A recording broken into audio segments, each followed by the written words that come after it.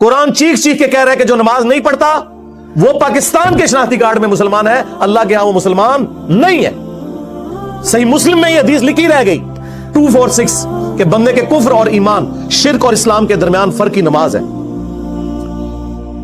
ये हदीस मुस्लिम में ही लिखी रह गई कि इब्न मसूद रज़ी अल्लाह तआला अन्हु कहते हैं कि जमात के साथ नमाज पढ़ना ये सुन्नत खुदा है, ये तुम्हारे नबी की वो सुन्नत है जो अल्लाह ने उन्हें अता की।